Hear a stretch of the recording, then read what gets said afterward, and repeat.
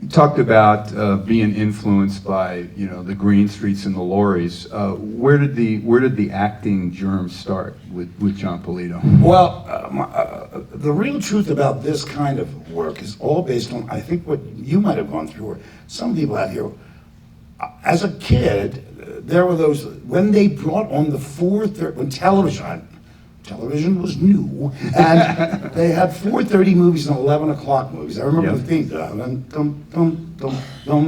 Late Show and the Late Show. Yeah, exactly. And I started watching these movies, but 4:30 I was able to watch movies. It was a little awkward because that was our dinner time, and they were cut to pieces.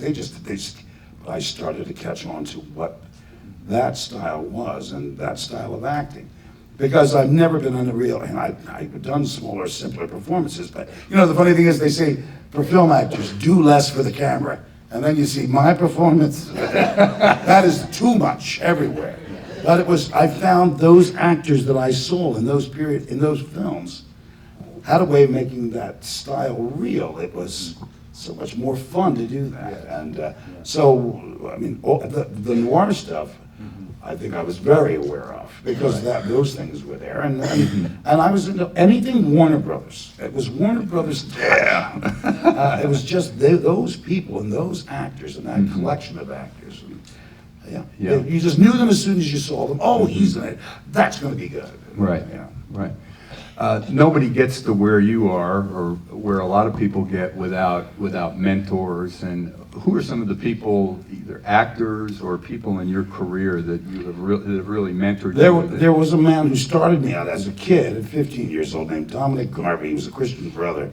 He's still a friend. He's still a friend in Maine. Mm-hmm. I often go to him for advice for stuff. And there was a British director who came into my university. I went to Villanova. I was very fortunate because I wasn't a great student, but I got a scholarship to Villanova for acting, and there was a British guy who kind of came in, and the funny part was there was a period of time where everybody was getting real and real and real, and I would pretend I was real, but I was really kind of acting it, and this British director came in and said, have fun with that.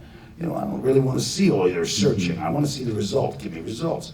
And that was a nice combination of things, and he just passed away about 5 years ago.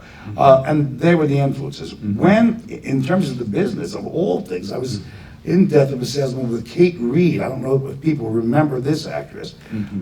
And she became a great influence on me for many years. We actually worked together before.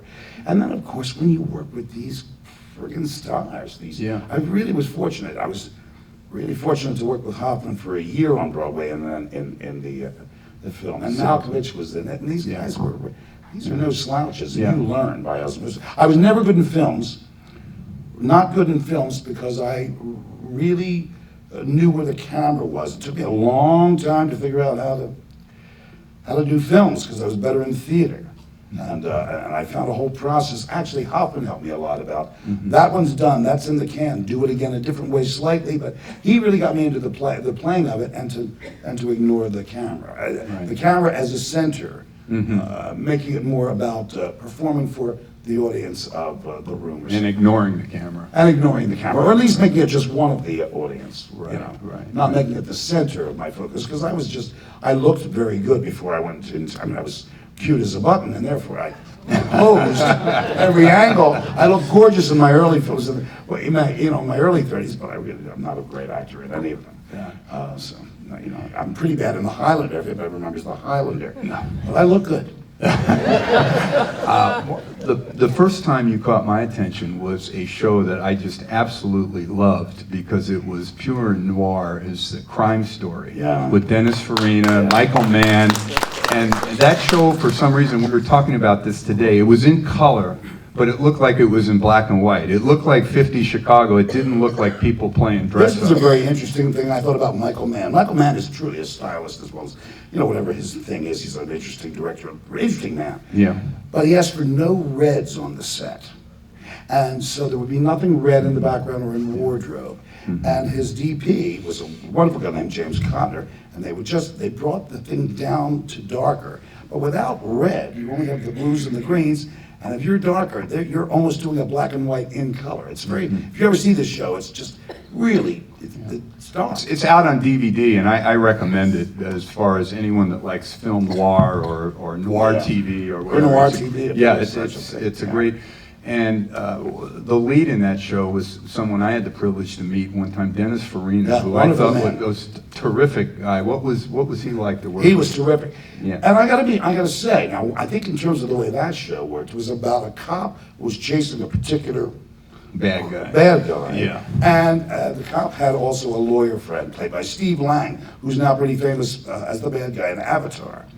Well, I think Lang's the reason I got into it, because he was happy in Death of a Salesman, and we worked in the theater, and he said to Michael Mann, get Polito in. Right. And that's kind of how I got it. But Lang was kind of, I thought, a little jealous of Tony Dennison, who was playing the bad guy, because he was getting a lot of coverage. And so those boys, there was a little, and never with Dennis, it was just like, boys, everybody was like, boys, just calm down and do the work. And Dennis is so much, I'm saying isn't that funny? Yeah, it's hard to believe he's so much just a workman, man, nothing in the way of the acting. That's one thing I gotta say, I'm watching all this stuff, and it wasn't like everybody was in the corner prepping. Everybody came onto this thing, you'd be joking 1 minute, and the camera would go on, and everybody just went right into these roles, and what a variety. I mean, John Turturro. The guy's when he said it ruins it, I thought that was like the Oscar right there. Yeah, don't smart ruins man. It. Don't smart man. It ruins it. Turturro, yeah, amazing. And what's interesting for this film, you have to realize none of us really work with each other. I talk about Bernie Burma, but I worked only without Albert. I mean, very few of us work. I work with Tom. Albert works with Tom. Yeah, well, the scenes are conversations between players talking about the other players. And then the other players are talking about our lead guy here. To our lead guy. Right. And everybody else is out there. Very few times. I had never saw Turturro on the set, never saw Buscemi. Right. I've never worked with Marsha. None of us worked together. Right. So every day was him in there, Gabriel. And it was an interesting process for this film. Another show that you did that I thought was tremendous was Homicide, Life on the Street. Yeah. Another, just a tremendous policer. What was that experience like? I know that was a little different than Crime That was Story. a very different show because it was kind of guerrilla filmmaking. They were looking for a new style to figure out how they were going to do the beginning of the show to make it more realistic. So handheld cameras and. Well, they had a documentary DP, director of photography. Right. And he was just there. We would be, everybody would leave, and we'd have a two-character scene, and there would be the director of photography around the camera with a focus puller, and he'd start dancing around us, moving all around, and you're acting, and it's moving all around. Yeah. Then Levinson or whoever's directing would say, all right, do it again, and they would do it from a different angle, the same thing. So and then they jump cut it in a very strange way. That was a lovely style. But the show itself, we all felt like we were down in Baltimore making it up as it was coming along, except we had a great script, and Tom Fontana was a great producer, and Levinson, of course. And Levinson brought on these very big directors, and they were all like, oh, how could we finish this in a week? It was like, get it done. It was really amazing. Yeah, I always thought television was more about the actors and movies were more about the directors. I mean, it usually is that, but Levinson brought in some powerhouse directors, so that you had to pay deference to them coming in because they expected more, and you just say, okay, but do it in 12 hours, and get it done. Right. I remember your character Crosetti, and I think they killed you off. But I remember one great scene where Yaphet Kotto, who was the lieutenant, and he's telling you you can't investigate someone that shot your partner or something like that, and you're going on, and you're saying, well, here's where I got shot this time. I took my clothes off. It wasn't he's convincing. Yeah. But it was such a good show. But you left prematurely, or they killed you off. What happened with that?